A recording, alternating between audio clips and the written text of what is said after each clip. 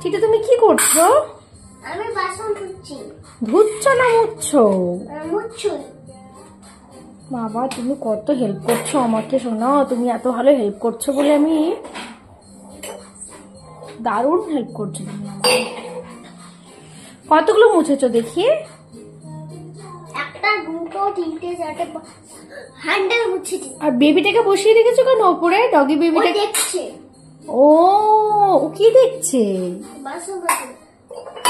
ও